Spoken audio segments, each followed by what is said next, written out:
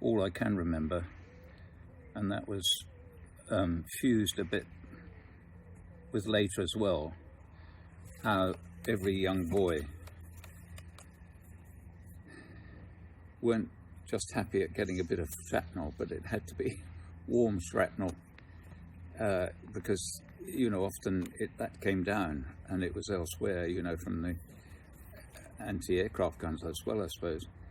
And the shot was to pick it up and almost have it too hot in your hands. I think, without a shadow of doubt, almost all of them were very impressive, when you heard them talking, because they were in a relaxed way, and likewise the ladies too. And I was very impressed with who they were and what they'd done. So you're not going to pick out any of them as being particularly memorable? That's a very interesting question. I don't think so, really, because I was impressed with each and every one of them. What they'd seen and their wartime experiences and that, and also what many of them had done after the war as well, and a few of them before the war. And in many ways, of course, I'd slightly done my homework to pick who I was interested in, and some of that was planned in a way to try and get the width of the coverage of the war. And I think it ended up roughly, if my memory is correct, and it's not far out, that it was 40% air and 30%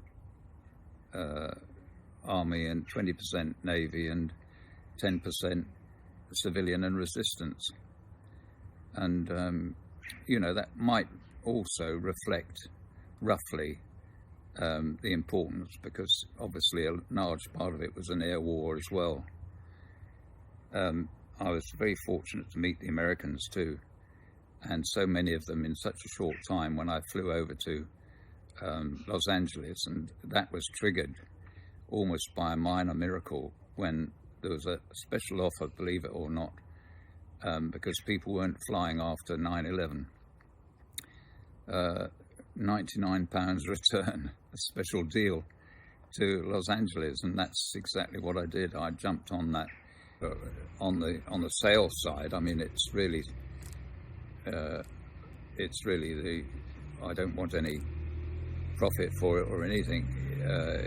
It's really as a commemoration, a tribute to these people, and the whole war effort, because in a way they reflected, from civilians that were mixed up, like the splendid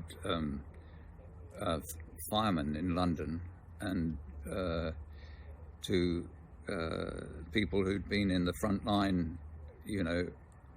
first of all in the First World War, just 3 from there, and so many in World War II, which of course was the largest, really, battle in history, wasn't it? Or extended series of battles and warfare, and goodness me, thank goodness, that. I mean, it was interesting later to see the Cold War and have some involvement in that when the border was fairly hot later on, and we really took our job very seriously when I was flying in Second TAF in RAF Germany. But, let's hope that never happens again, and I think in many ways the whole scale and to some extent the terror and problems of World War II have been a significant warning, I think, about